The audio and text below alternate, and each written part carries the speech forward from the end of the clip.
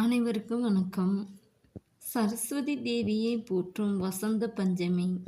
பஞ்சமி அப்படிங்கிறது ஒரு தேதி. அது என்ன வசந்த பஞ்சமி அப்படிங்கிறத நம்ம இந்த வீடியோவில் பார்ப்போம் வாங்க.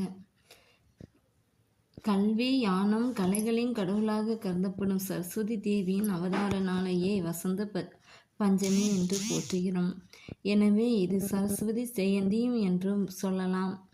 சரஸ்வதி பஞ்சமி என்றும் அழைக்கப்படுகிறது. இந்த நாளை சரஸ்வதி தேவியை வழிபட்டால் கல்வி, ஞானம், கலைகள், இசை போன்ற துறைகளில் சிறந்து விளங்கலாம். மாதந்தோறும் 2 முறை பஞ்சமி திதி வந்தாலும் ஆடி மாதம் அமாவாசைக்கு பிறகு வரும் பஞ்சமியே கருட பஞ்சமி என்றும், ஆவணி மாதம் விநாயகர் சதுர்த்திக்கு மறுநாள் வரும் பஞ்சமியே ரிஷி பஞ்சமி என்றும் வழிபடுவார்கள். அதுபோலவே தை அமாவாசைக்கு பின் வரும் பஞ்சமி திதியை வசந்த பஞ்சமி என்று போற்றும் வழக்கம் உள்ளது. வசந்த பஞ்சமி வழிபாடு தமிழ்நாட்டில் மிக குறைவு என்றாலும் வட மாநிலங்களில் மிகவும் பிரசித்தி பெற்றது. தமிழ்நாட்டை பொறுத்தவரை சரஸ்வதி தேவியை வழிபடும் தினமாக புரட்டாசி மாதத்தில் வரும் நவராத்திரி உள்ளது. 9 நாட்கள் கொண்டாடப்படும் நவராத்திரி விழாவின் கடைசி 3 நாட்களில்தான் சரஸ்வதி தேவியை போற்றி கொண்டாடுவோம். ஆனால் வடநாட்டில் இந்த நவராத்திரி நாட்களில் துர்க்கையை விதவிதமாக அலங்கரித்து வழிபாடு செய்வார்கள். அதே நேரம் வசந்த பஞ்சமி தினத்தில் சரஸ்வதியை வழிபடுகிறார்கள்.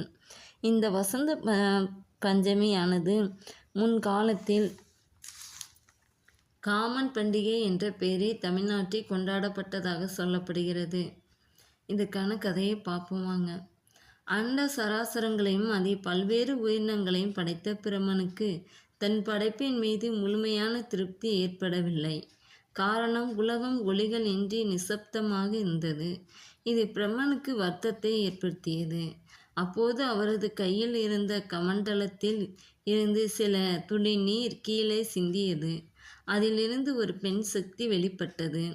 அந்த சக்தியானவர் தனது கையில் சுவடிகளையும் ஸ்படிக மாலையையும் தாங்கி வலது காலை மடித்து இடது காலை தொங்கவிட்ட நிலையில் வெண்தாமரை மீது அமர்ந்திருந்தாள். அந்த பெண் சக்தி தன்னுடைய மடியில் வீணை ஒன்றையும் வைத்திருந்தாள். அந்த வீணையை தன்னுடைய மென்கரங்களால் மீட்டத் தொடங்க அதிலிருந்து தெய்வீக இசை வெளிப்பட்டது. இதன் மூலமாக பிரம்மனின் படைப்புகள் அனைத்திற்கும் ஓசை நயம் கிடைத்தன.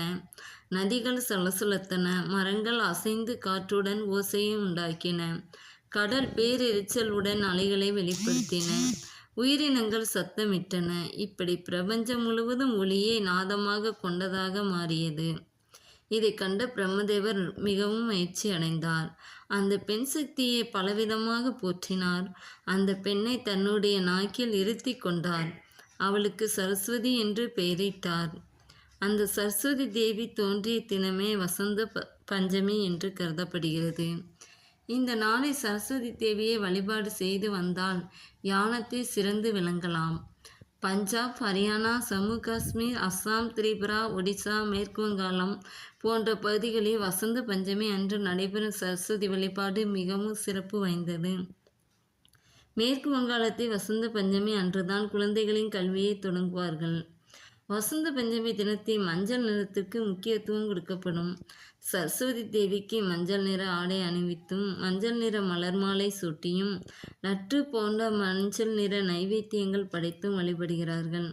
பூஜையில் வைக்கப்படும் பிள்ளையாரையும் மஞ்சளையும் பிடித்துதான் வைப்பார்கள். பஞ்சாப் பகுதிகளில் இந்த காலகட்டத்தில் தான் கடுகு செடியில் மஞ்சள் நிற பூக்கள் பரவலாக பூத்து குலுங்கும். அதனை அடிப்படையாக கொண்டே அனைத்திலும் மஞ்சள் வண்ணம் பயன்படுத்தப்படுகிறது. வசந்த பஞ்சமி நாளில் சரஸ்வதி தேவியை வழிபட்டு அறியாமை மற்றும் சோம்பல் நீங்கி அறிவும் தெளிவும் பெற்று சிறந்த வாழ்க்கை வாழ்வோம். நன்றி, வணக்கம்.